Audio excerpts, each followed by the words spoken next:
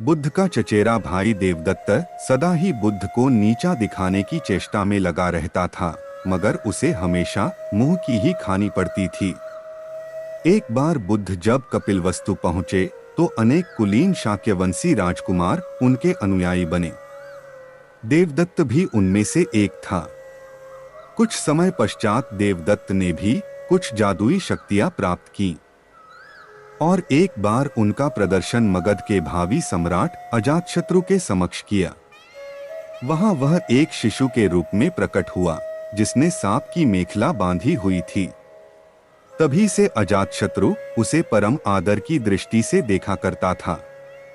कुछ दिनों के बाद देवदत्त मगध से लौटकर जब संघ में वापस आया तो उसने स्वयं को बुद्ध से श्रेष्ठ घोषित किया और संघ का नेतृत्व करना चाहा।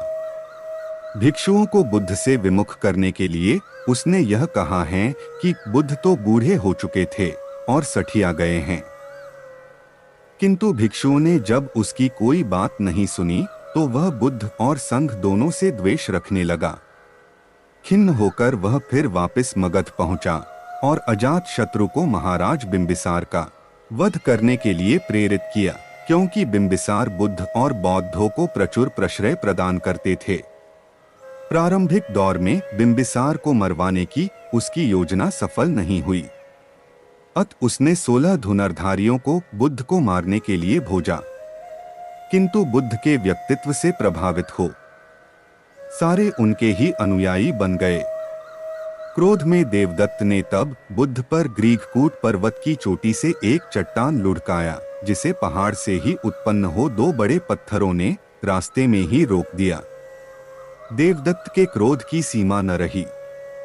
उसने एक दिन मगध राज के अस्तबल में जाकर एक विशाल हाथी नालगिरी को ताड़ी पिलाकर बुद्ध के आगमन के मार्ग में भेज दिया।